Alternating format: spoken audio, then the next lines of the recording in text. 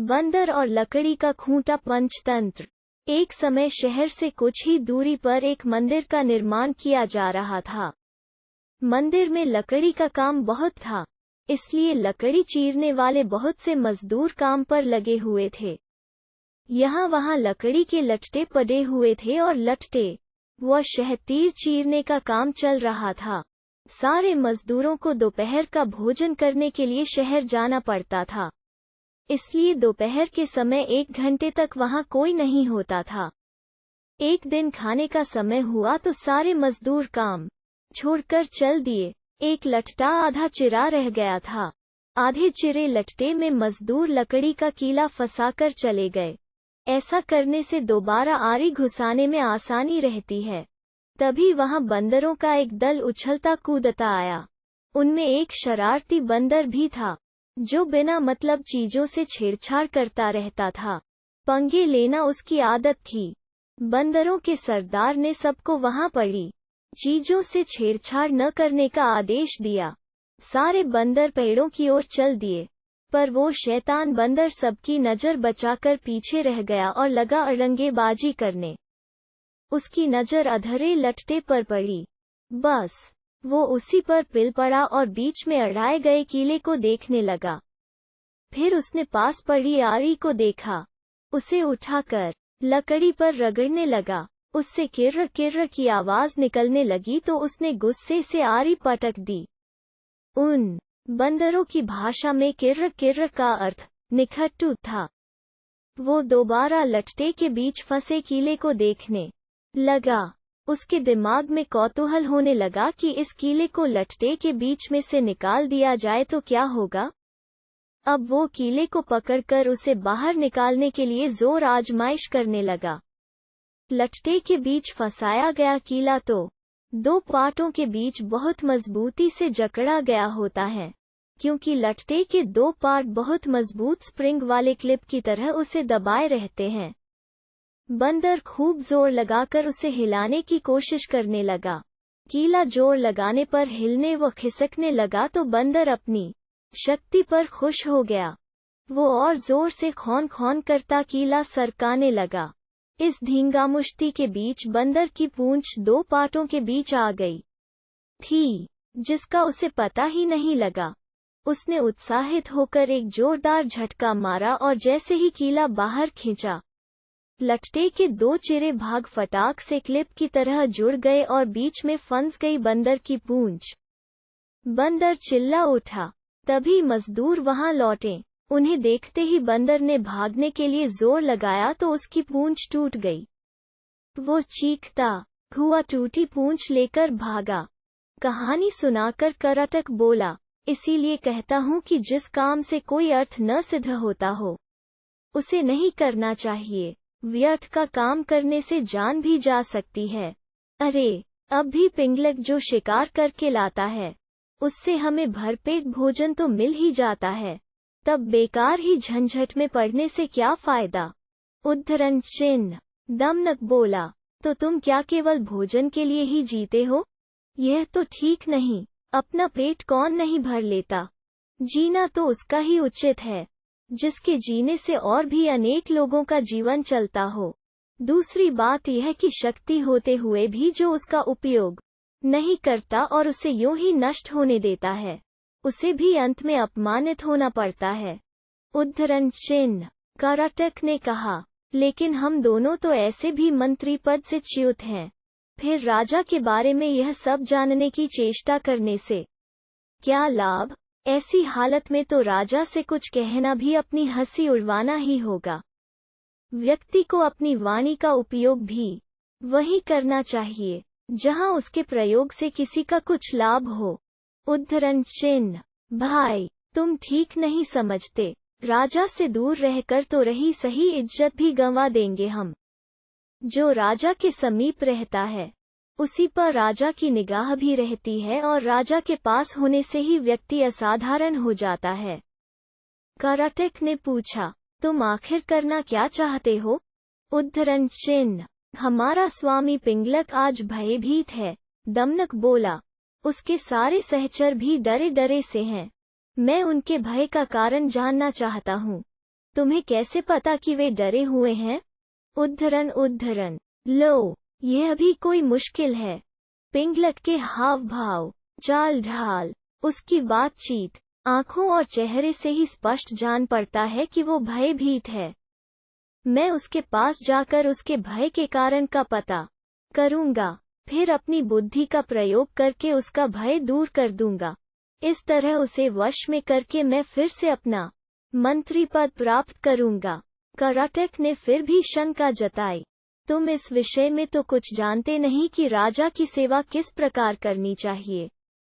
ऐसी स्थिति में उसे वश में कैसे कर लोगे? उद्धरण दमनक बोला, राजसेवा के बारे में मैं नहीं जानता। यह तुम कैसे कह सकते हो? बचपन में पिता के साथ रहकर मैंने सेवा, धर्म तथा राजनीति के विषय में जो कुछ भी सुना, सब अच्छी तरह सीख लिया है। इस पृथ्वी में अपार स्वर्ण है, उसे तो बस शूरवीर तथा राजा के चतुर सेवक ही प्राप्त कर सकते हैं। कराटेक को फिर भी विश्वास नहीं आ रहा था। उसने कहा, मुझे यह बताओ कि तुम पिंगलक के पास जाकर कहोगे क्या? उद्धरण चिन्ह, अभी से मैं क्या कहूँ? वार्तालाप के समय तो एक बात से दूसरी बात अपने आप निकलती जाती है। जैसा प्रसंग आएगा वैसी ही बात करूंगा। उचित अनुचित और समय का विचार करके ही जो कहना होगा कहूंगा।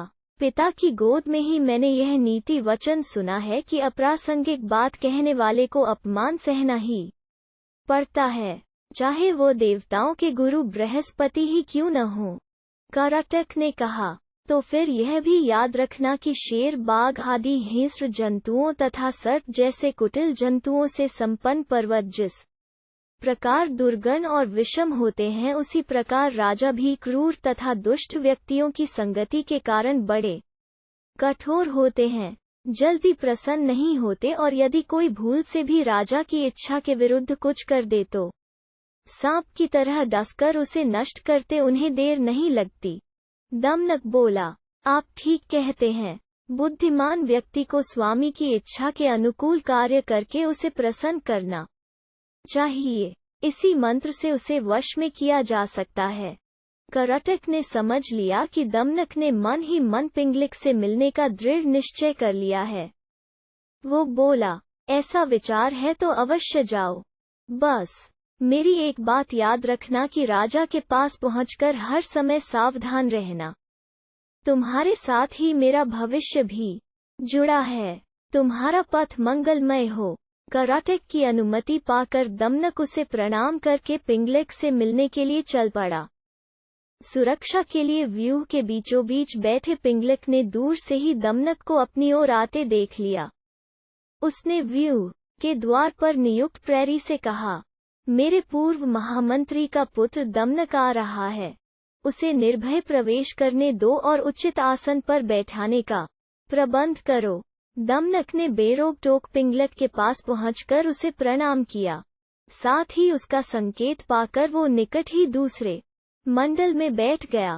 सिंहराज पिंगलिक ने अपना भारी पंजा उठाकर स्नेह दिखाते हुए दमनक के कंधे पर रखा और आदर के साथ पूछा, कहो दमनक, कुशल से तो रहे? आज बहुत दिनों के बाद दिखाई पड़े, किधर से आ रहे हो?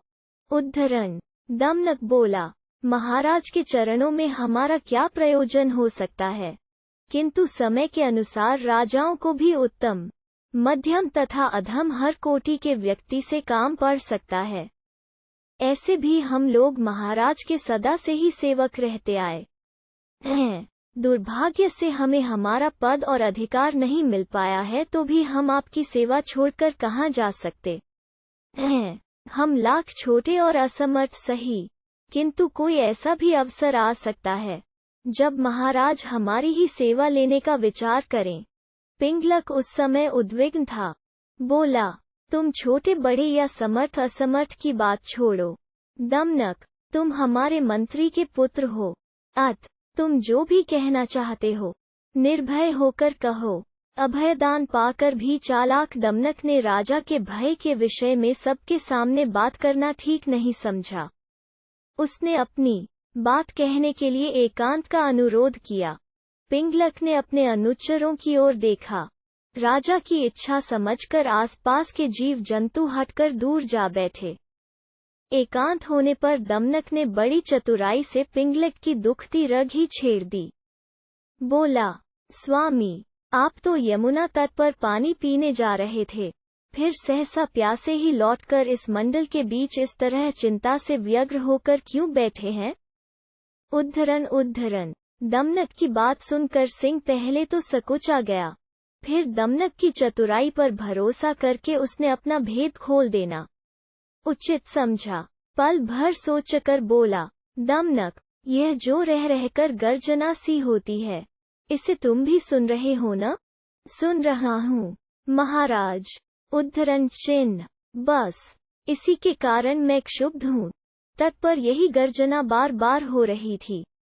लगता है इस वन में कोई विकट जंतु आ गया है, जिसकी गर्जना ही इतनी भयंकर है। वो स्वयं कैसा होगा? इसी के कारण मैं तो यह जंगल छोड़कर कहीं और चले जाने का विचार कर रहा हूँ। दमनक ने कहा, लेकिन मात्र शब्द सुनकर भय के मारे अपना राज्य छोड़ना तो उचित नहीं है। महाराज, शब्द अथवा ध्वनि का क्या है? कितने ही बाजों की ध्वनि भी गर्जना की सी बड़ी गंभीर होती है, और अपने पुरखों का स्थान छोड़ने से पहले पता तो करना ही चाहिए कि ध्वनि का कारण क्या है। यह तो गोमायु गीदड़ की तरह डरने की बात हुई, जिसे बाद में पता चला कि ढोल में तो पोल ही पोल है। पिंगलक ने पूछा, गोमायु गीदड़ के साथ क्या घटना हुई थी? दमनक गोमायु की कहानी सुनाने लगा।